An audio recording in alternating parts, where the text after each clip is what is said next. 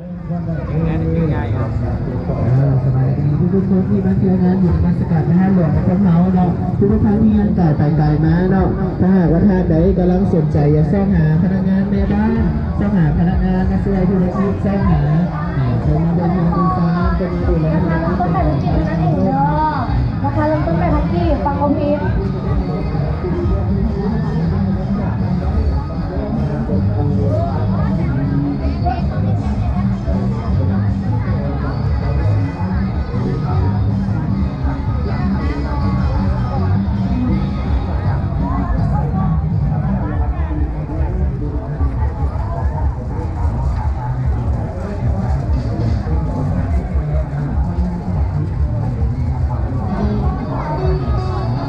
ตัวนี้ประตูเขาไหนวางเปลี่ยนไง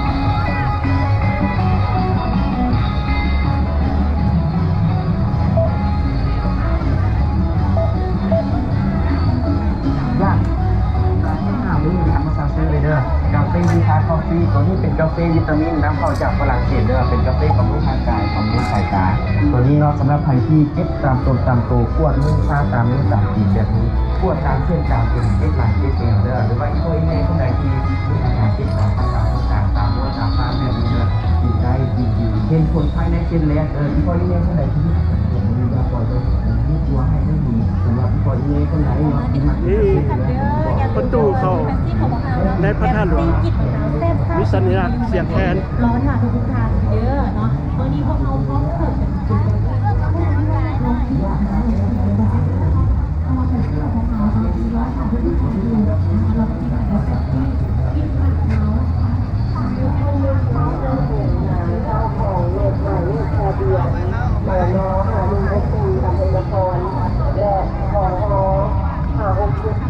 กรุณานำเอาเงินทองทานองค์การ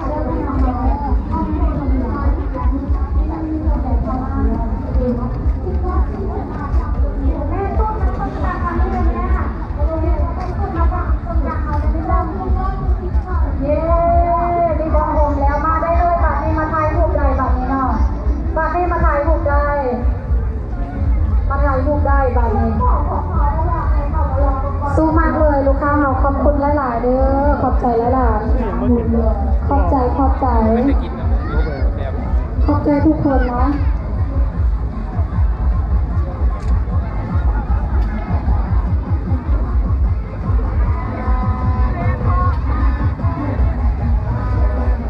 มาได้เลยสินค้าแบรนด์มาหลังก้อน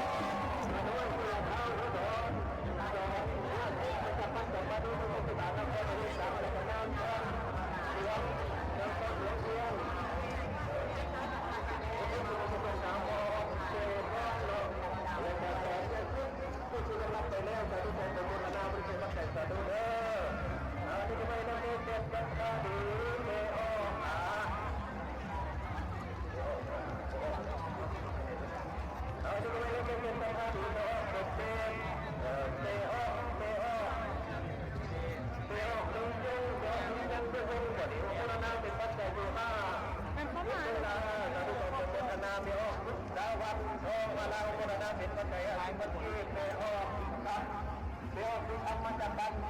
วัดเวลาพัฒนาเป็นปัจจัยที่เป็นทีเบโอคือยึดถือมาจากของเราพัฒนาเป็นปัจจัยที่เป็นทีเบโอที่ดูโยกุโยโยกุโยขอคุณดูที่เราพัฒนาเป็นปัจจัยยึดถือจากของเราพัฒนา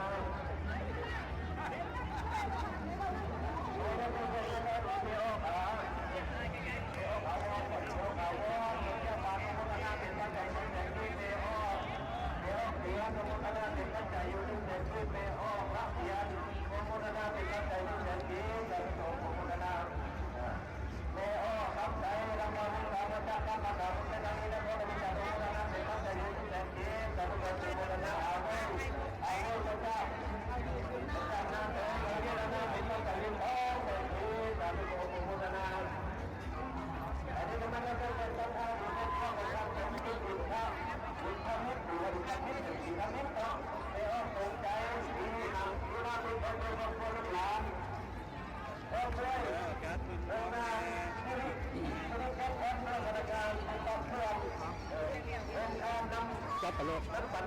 จับแบบว่าคอยยังไม่ได้หมด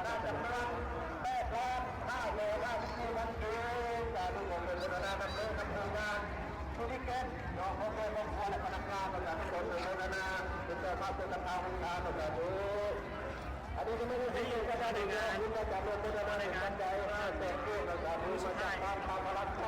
ต้นไปวันที่นี่เป็นการนำของ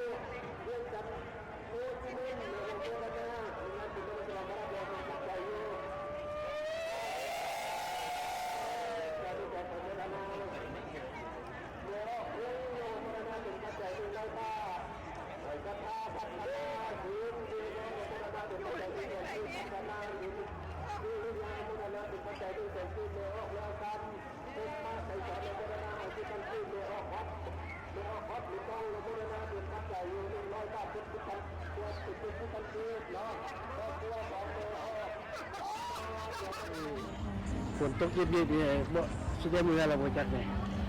ยันฝนตกแห้งเลย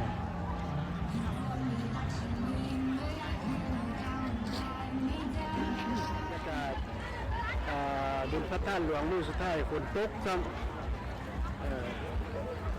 ฝนตกจะเริ่มมาแห้งแล้วบ่จัดเลย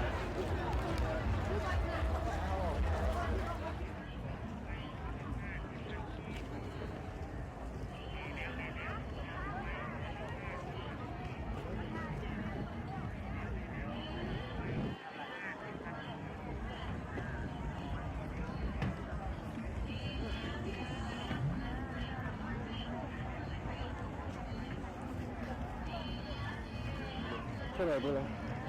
บนหาไม่ได้เข้าไปไหน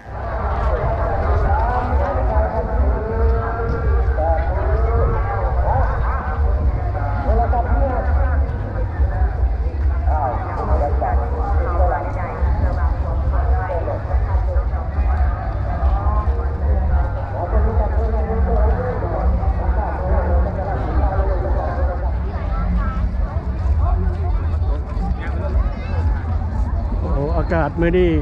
คลาวดี้อยากมืดฝนตกนิดๆแดดหน่อยนึงการถ่ายทำก็เลยอยากสิมืดๆเด้อ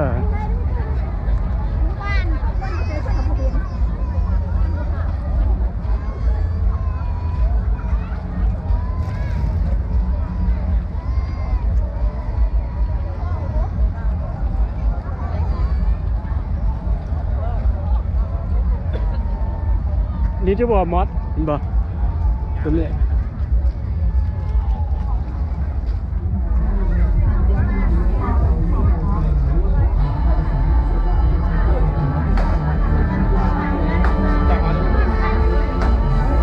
เท่าไหร่ หลามเนี่ยเป็นจะกินอยู่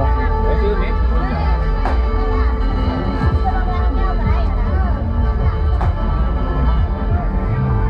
ซื้อข้าวหลามครับ